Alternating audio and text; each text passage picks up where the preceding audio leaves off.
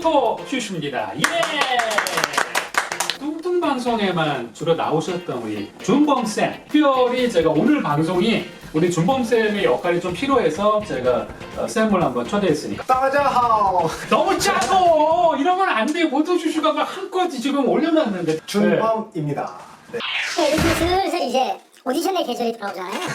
모토슈슈가 여러분한테 어느 정도 사랑받게 된 이 계기가 이런 오디션 프로그램을 제가 리뷰하면서 여러분들에게 좀 인정을 받았는데, 근데 얼마 전에 우리나라에서 제일 큰 오디션 프로그램이 큰 사건이 있었어요. 또 오디션 하면 CJ를 빼놓을 수가 없습니다. 하하. 국민 오디션 프로듀스 X101이 PD의 픽 특정 기획사에 몰아주기 가장 많은 문자 투표를 받은 친구를, 그게 이제 조작 논란이 지금 있어요. 조작.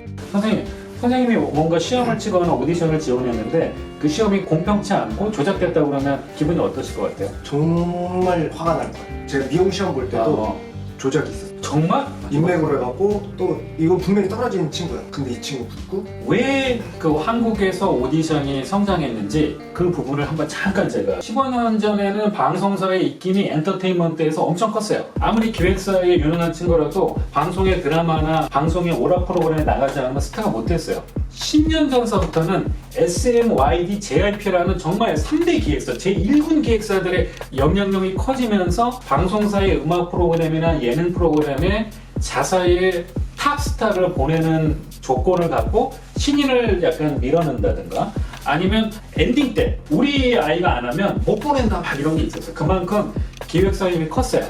기획사가 3위, 방송사 이랬어요. 그러다 보니 후발업체인 CJ 입장에서는 이제 오디션이라는 프로그램을 통해서 이 헤게모니를 다시 방송사 쪽으로 갖고 오려고 합니다. 그래서 CJ가 오디션 프로그램이라는 걸 했어요. 이제 기존의 기획사를 생각했는데 CJ에 보내겠어요, 안 보내겠어요? 안 보내려고. 왜? 자기네 회사에서 자기네 전략으로 자기네가 키워야지 CJ 오디션에 내면 김새잖아요.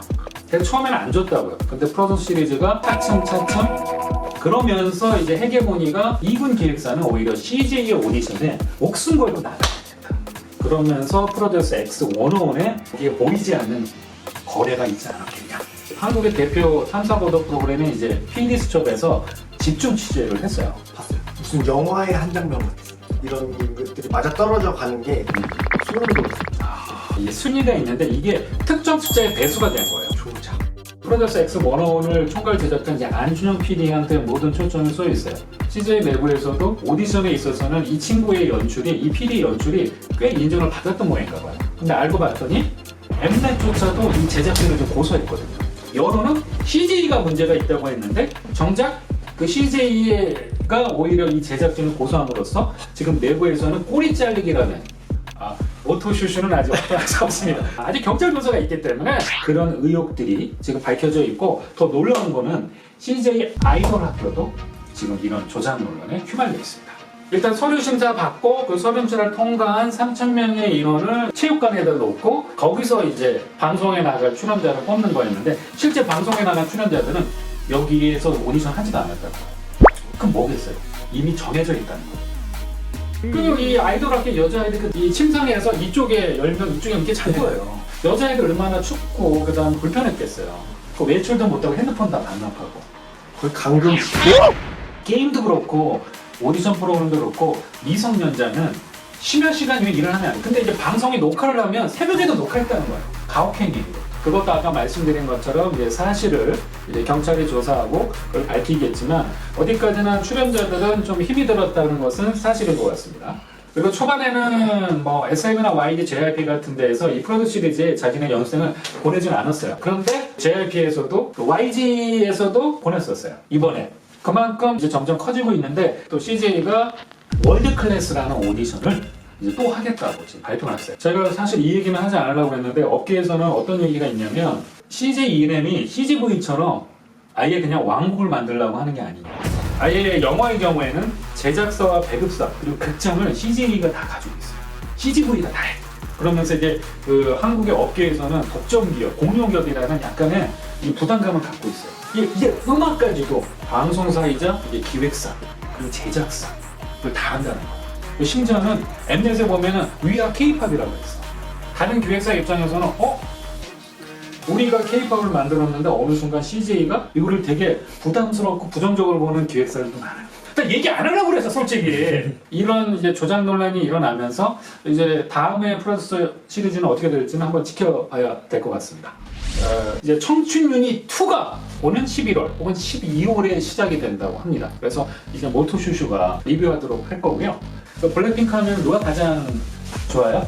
제니, 선생님, 제니. 리사는 어떠세요? 리사, 그다음 리사.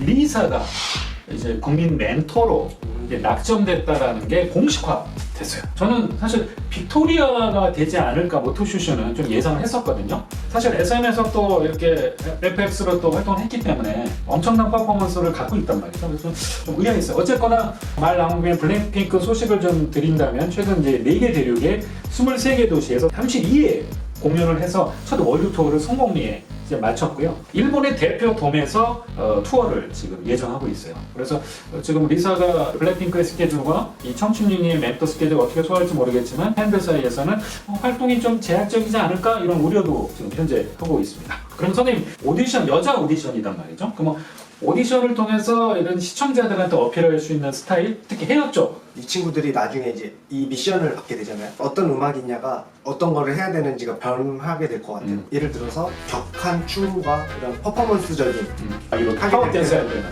거의 일자로 피는 스트레이트 머리. 스트레이트로 헤어가 많이 움직여요. 그래서 차근차근하게 되겠네. 젤을 바르게 되면 덩어리로 움직여요. 와. 그러니까 절대 절대 삐삐삐삐. 에센스 윤기 나게끔 해서 촉수가래 어. 막 러블리 할 때는 웨이브 웨이브 러블리하게 할 때 간단하게 얘기하면 바깥으로 바깥으로. 그러니까 앞쪽으로 말게 되면 컬이 되게 안 이쁘게 나오고 뒤로 많아요. 이거 알았어요, 여러분? 이거 알았냐고. 우리 준범 쌤이 내가 모신 이유가 이런 거예요. 그러니까 내가 지금 미용 서비스를 받았어 헤어팀한테. 근데 녹화 시간은 4시간 후에 한대요.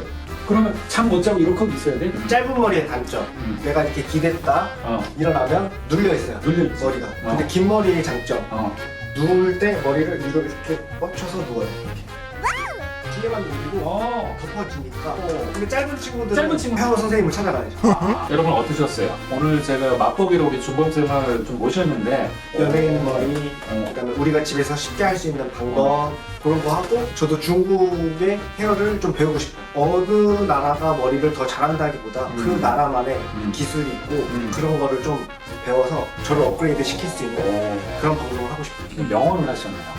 네네. 근데 선생님이 괜찮으시면 모토슈즈 방송 살짝 내가 이런 말 한 적 있어요. 구독!